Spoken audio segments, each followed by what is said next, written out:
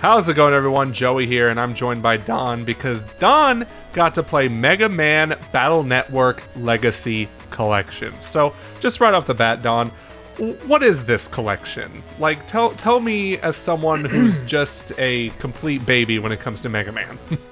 Okay, so, remember Pokemon? And, well, that's the only thing. Remember Pokemon? So, during the GBA era, there was a time where Capcom was inspired by Pokemon and decided to put their own spin of it in the form of Mega Man. So, instead of collectible monsters, you now have chips. Instead of a menu, you now have a grid where Mega Man moves around and uses chips to defeat enemies. That's basically the concept of Battle Network in a nutshell. There is a real-life portion and a sort of weird world where the internet is basically using an AI to a web page and walk around there and trying to solve problems by destroying viruses. AI is all the rage, but this sounds crazy. And it was done in 2001, my guy. Oh my gosh. So, yeah, these games used to be like the bread and butter on GBA because GBA was halfway always like a port machine, but there was some interesting stuff, like, say, there was also a good amount of Castlevania, there was Pokemon, but also Mega Man Battle Network was one of the staples I felt of the GBA, because they released like 6 games in like 5 years. Wow, you would never see that today, ever. No. You'd be lucky if you got 2 games in 6 years. That's just absolutely nuts. But it sounds great because, you know, not everyone has access to GBA games, so now this will be able to access these games on more accessible consoles now. So I want to talk about the pricing situation of these games, because from what it sounds like, this sounds really unique. Can you explain what's going on here with the pricing situation? So, with past collections, they would already have released them in parts. When they came later to Switch, they just put them in one bundle, but still separated parts. They kept that strategy here, where both new portions of a collection make up one whole for $60, but you can also buy them both separately for $40. I don't get that. I don't get that, Daan. I don't get it. No. And here is the kicker, right? So, obviously there are all versions of the GBA games, plus like the additional versions like they do with Pokemon, like dual releases. In my humble opinion, there is more value for you in the first one of those two, more so than the second, because and this is not a hot take, I know plenty of other people who agree with this, who played these games. 4 and 5 are not particularly the best games in the series, and they make up 2/3 of Volume 2. Okay, so if you had to choose one, you'd choose the first part of the collection. Then is basically what you're saying. Yeah, because well, 1 is very slow because it was the first one, obviously. Yeah. I think 2 and 3 are fundamentally really great games. And 4 and 5 really tried to complicate matters for the sake of making things complicated. Where 6 was a good send-off, where they basically went back to a more simpler format, but also basically ended the story of, say, so Mega Man and then his real-life counterpart Lan, who grows up, they basically move on from the current situation. It's actually a very nice send-off to that series. But 4 and 5, I would say 4 is the more outrageous one. So basically, half of 4 is a tournament arc. Instead of like roaming around and doing stuff and dealing with an evil organization, half of it is a tournament arc. That's no fun. That's like going from an open world game to like a not, I wouldn't even say a linear game. It's just like all of a sudden it's It's just you're going down a hallway and that's it. So that's for kind an of RPG. That doesn't sound particularly great. No, it doesn't. Well, this ain't Mortal Kombat. We don't need a tournament. Like, come on. Yes. And then with 5, they implemented a certain mission system that completely moved away from anything that a standard RPG should be, and didn't make the whole progression really all that fun. So like 4 and 5 are considered like basically the worst of that entire series. That's a bummer, especially since they're right down the middle. So and it's. But could you skip these if you wanted to and go straight to 6? You could. I mean, there would be some complications of missing some of the story beats. For 4 and 5 feel like a self-contained arc, so you could completely skip it all through if you really wanted to. Like, one of the other problems with this series is that they do the exact same tutorial 6 times. Oh, why? Oh my gosh, at least give us the option to skip it, come on.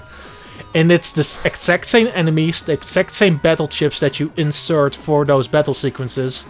It's almost, except for the circumstances, roughly the same thing. That's a bummer. But, you know, it sounds like this collection stays pretty faithful to what the originals were, which kind of brings me to my next topic. You know, some collections in video games have just been straight up bad. Is this one of the good ones? How's the performance in the graphical options, basically? I would say, so from a graphical perspective, it's really good, but, and here's the big but, and this is a thing that Capcom keeps doing every single time, it's the gosh darn filter again. It's on by default. That's terrible. What kind of filter is it, though? Like, I don't have any context.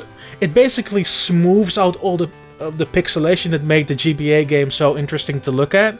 And basically, like, it looks like Vaseline smeared over the screen a little bit.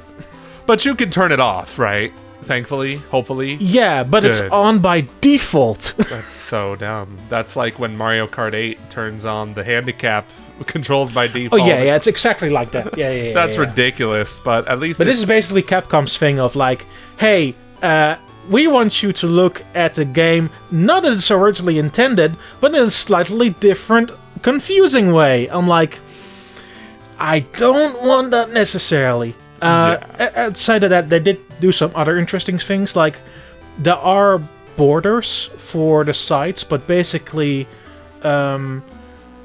you can turn them off if you don't want them. Okay. So it kind of depends on how your leverage is there. I think the biggest thing that they changed is they overhauled most of the text boxes in all of the games. And for, I guess this would be the same on Steam and PlayStation 4 where the game also releases, but they straight up replaced it with the switch buttons in those text boxes. That's good. So they basically not what, for example, they do on Virtual Console or on Nintendo Switch Online, where they keep the original text and don't change anything.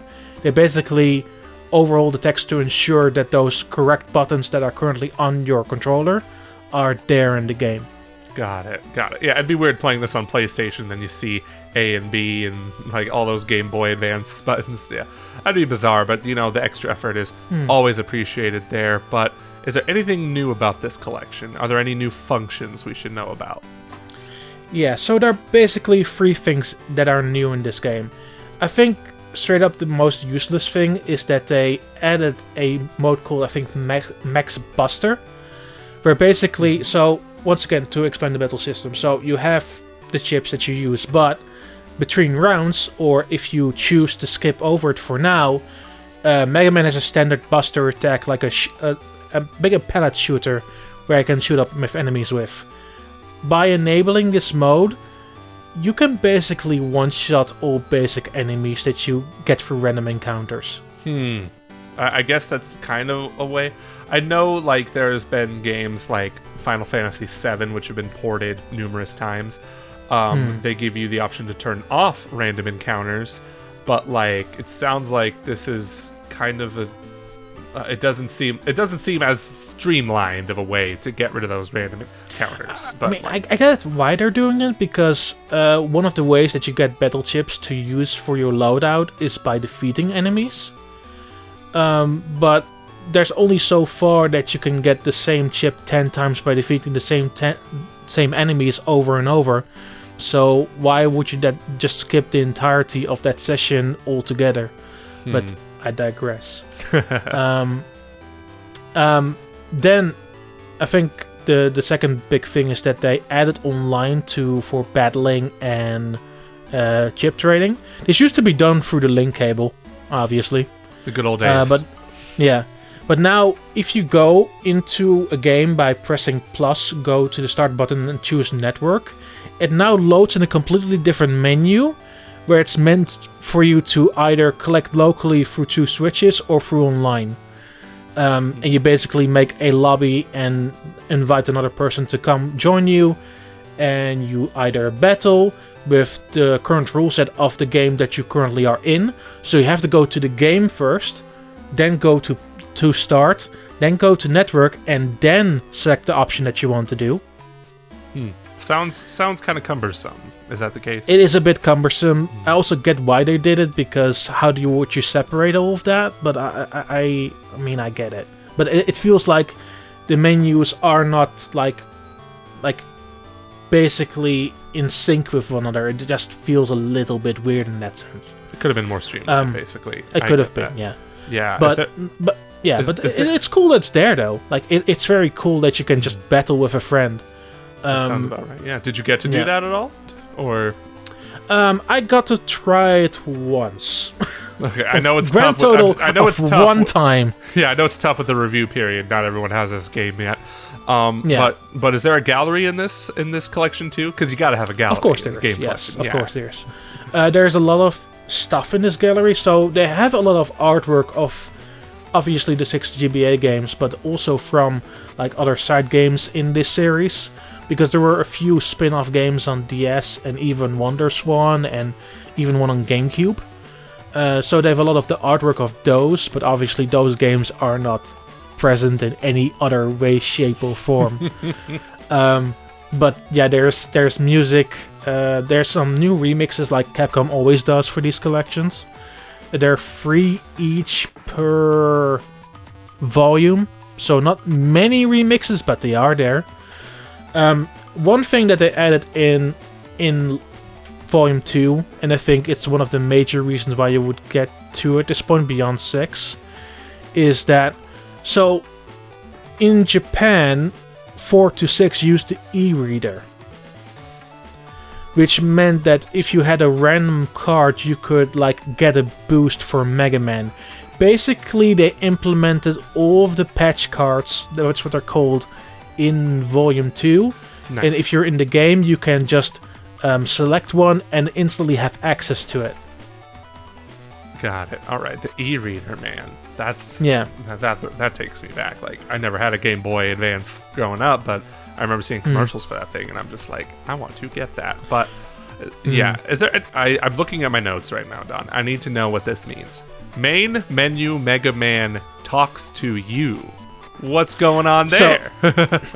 So, in the game there is, so when Lan goes over the overworld and not in the virtual world, he talks to Mega Man through a device called the PET. It's like a personal computer.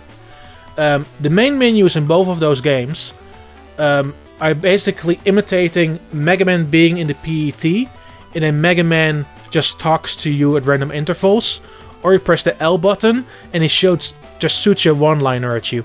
Nice. Gotta love those one-liners. I just got done playing Resident Evil 4, and I love Leon's one-liners. Another Capcom game, right? But, alright, let's wrap this up, Don. Tell us right off the bat, what is your official GameXplain score of this collection? So, I'm gonna give both volumes a different score. Got it. Alright. So, I'm gonna give Volume 1, I liked it a lot. Cool.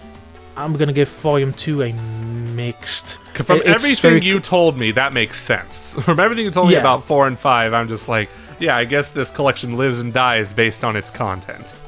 Yes. But yeah, for me, like, Volume 2 is... You either really want the patch cards or play through 6.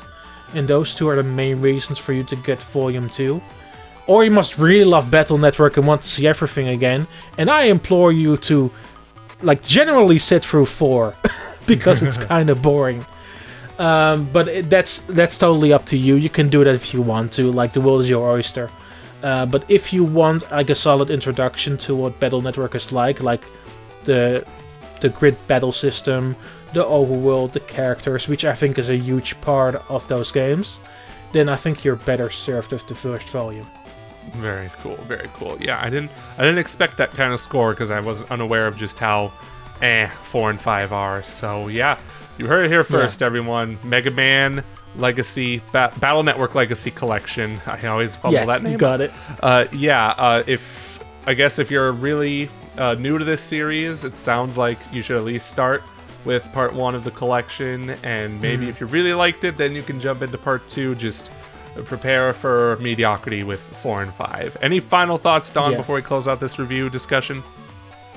No, you summed it up basically what it is. It's like Volume 1 is the one to get, Volume 2, maybe not so much. Maybe wait for a sale at least, because, Capcom has sales. Yeah. All right, thanks everyone. If you have any questions, let us know what they are in the comments below. And until next time, bye-bye.